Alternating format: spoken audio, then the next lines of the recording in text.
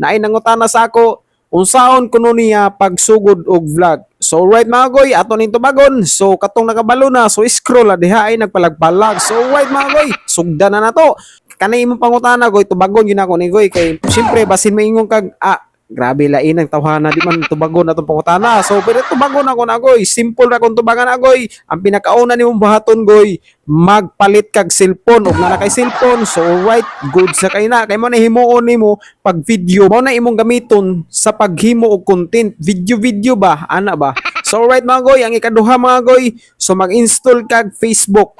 Oh, kabalo ka na goy, mag-install kag Facebook naara sa imo goy o kung sa imong gamiton, profile ba or mahigimo kag page. So alright mga goy, ang ikatulo nimong baton goy, imong i-turn on ang professional mode kung profile ang imong gamiton. Pero kung page ayaw na kay diretso na siya. So alright mga goy, ang sunod nimo baton mga goy, amo na magkuha na ka goy, mag-upload na kag pilay gusto nimong i-upload sa isa ka adlaw. Oh, pwede kayo mga goy, unlimited. Basta likayan nimo goy ang mga rules and regulation ni Facebook, ni Meta kumbaga ba.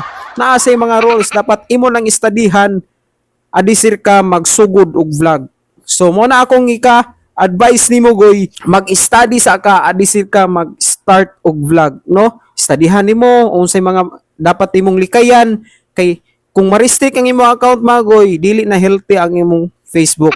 Alright goy, so diha lang kukutob ba goy kay wala tay daga istorya mga goy kay basta kay maka-post na nga goy, mao na vlogger na ka. So alright, basta kay consistent lamang goy. Pag abot sa unahan mga goy, mag-viral imong video. So posible ma-monetize na radyon ka. So alright, mao na to goy. Bye-bye, God bless. Love you.